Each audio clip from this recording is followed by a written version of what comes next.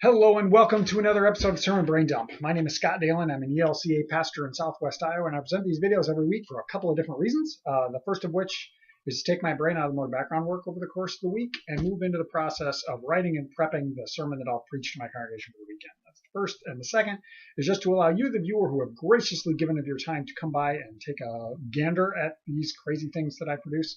Whether this is the first time you've ever been here or if you've been watching for quite a while, just want to say thank you for that, to allow you to gain some different insight into the assigned text of the week. Side note, in the roughly 4.5-ish odd years that I've been doing this now, I'm coming up on 25,000 views, which compared to some YouTubers is nothing, but I think is kind of cool. So hey, yay, thanks for watching. I do appreciate it. This particular Sunday, which is September 23rd, the 18th Sunday after Pentecost, our assigned text for the week is Mark 9, verses 30 through 37.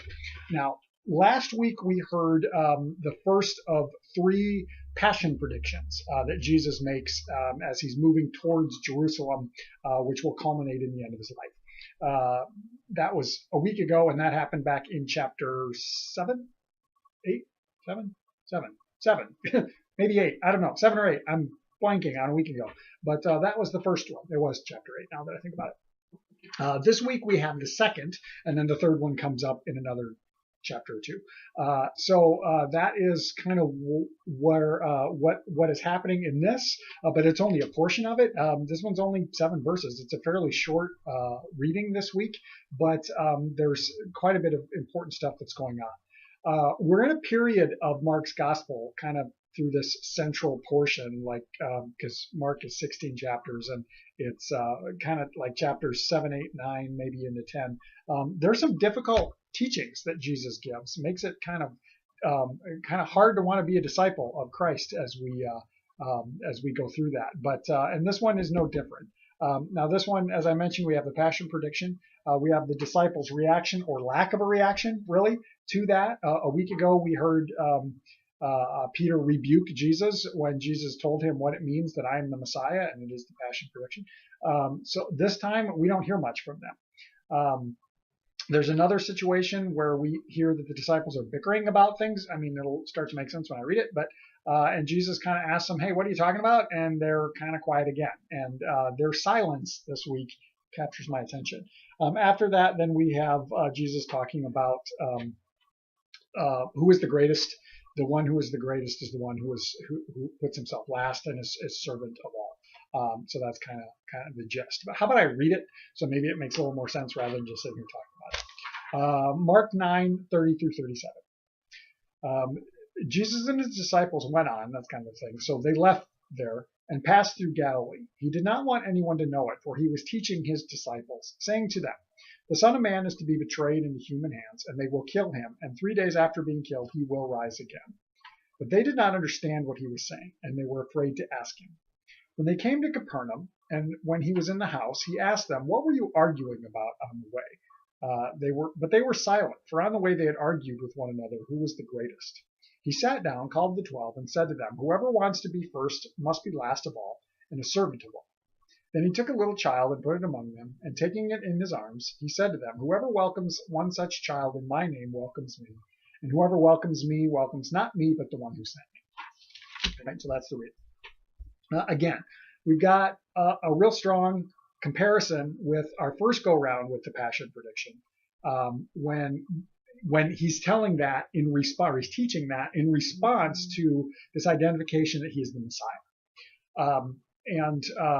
I talked last week, if you want to back up and catch a little more background with that one, you can, about the possible expectations within Peter, at least, and the disciples of what the Messiah would be, or who the Messiah would be, or who the Messiah would become, based on the history of Israel. And that being a political figure. Now, I also mentioned that there were other expectations about the Messiah, so that's not the only possibility, but that really kind of seems to be the possible expectation that they have for the Messiah. So when Jesus says basically, well, I'm going to be killed, I'm going to be betrayed and killed, they're like, what? That doesn't seem to compute. So now this time, we don't have that response. and yet we still see the expectation of the disciples as somewhat on display based on what they've been bantering about, what they've been bickering about. Again, I mentioned the silence of the disciples. Once more, Jesus says, I'm going to be betrayed and killed. Maybe they're remembering what happened to Peter, and they're like, we're not going to say anything this time because he got a little cranky the last time around. As they're traveling, as he's been telling us, they're coming into Capernaum. Now, I find myself wondering, why did they mention that they're in Capernaum? It shouldn't matter. But Capernaum was a very important town in the region of Galilee. Capernaum's right on kind of the northern part of the Sea of Galilee in this region of northern Palestine. And there was a Roman presence there. It was a point of taxation because there was a lot of travel and trade that came through this specific area along the shore of the sea. So there would have been a political presence there. There would have been a military presence there. It was considered to be an affluent community at that time. So there would have been wealth there. Kind of all these displays of worldly power and authority and prestige and status, whatever term you want to use, would have been present there. So maybe it makes sense that they're in Capernaum. And as they're coming into Capernaum, the disciples are kind of talking about, hey, when this all comes together, how's this going to play out for us? This might be pretty good. We might need to pay attention here. And so it would seem that they still have this, perhaps, political sensibility about what Jesus is going to be or do or accomplish as the Messiah, as the Christ. And they're bickering over the status that they're going to receive from it. So essentially, it's like, okay, well, he's going to take the throne. What part of the what like cabinet positions are we going to get if we want to go political? That's kind of the political assumption. And as I think about this, I'm reminded of, I'm going to bring up a story that's probably going to feature in the sermon. I don't often do this in my videos, but this is kind of the example that's come to me. If you're a fan of West Wing, which has been off for a while now, but the very last episode features the transition of the presidency from the guy who's been there the whole time into the new president. At the end of one term and coming into the new president. And one of the final scenes that we see within like the offices of the White House is some of the old people, the old position, the old, I don't even know what to call them, the old employees, the old, whatever, the old people, watching as the new crowd, the new crew is coming in and kind of taking over their offices and taking their spaces. And there's a quick introduction and it's pretty much like, okay, we're taking over this display of power. And that's kind of the thought that's in my head of perhaps what the disciples are expecting. Like, okay, so when this all comes together, I'm going to have this position and you're going to be in this spot and you're going to be here and you're going to be there. And this is what you're going to do. And these positions of authority, of prestige, of influence. And Jesus isn't having it. And it would seem that they know Jesus isn't having it because when he asks them, hey, what were you bantering about? They don't reply. Maybe, again, they're remembering, last time we kind of misspoke. Peter kind of took the blast and we don't want to repeat that. So we're just not going to say anything. But, and from there, I mean, Jesus knows, and he talks about the one who will be the greatest, who will be called great among you is the one who will be last and the one who will be servant to all. And including welcoming this child. And now we think of perhaps today of the importance of being welcoming to young people and to our kids. And that's the church of the future. I don't like that phrase. They're the church now, but that's beside the point. But this idea of the importance of kids now is very different than it would have been in Jesus' society. Children were literally the lowest of the low. They were lower status wise even than slaves, and they were not glorified. They were not centralized. They were like pretty much like they were a mouth to feed until they were big enough to pull their own weight. So like Jesus is basically saying, you want to be great, you need to place the lowest of the low in front of you, all and serve them, up to and including this child. And it could be, I mean, Jesus could have used anything. He could have used a leper. He could have used a Samaritan. Interesting. We hear that in another gospel. It could have been a Gentile. It could have been the demon possessed. I mean, we continue to see over and over and over and over and over again Jesus crossing that boundary of breaking the expectations of the old way of thinking about it. And that's really where I'm leaning with this is we have our thoughts, we have our expectations. The disciples had them too.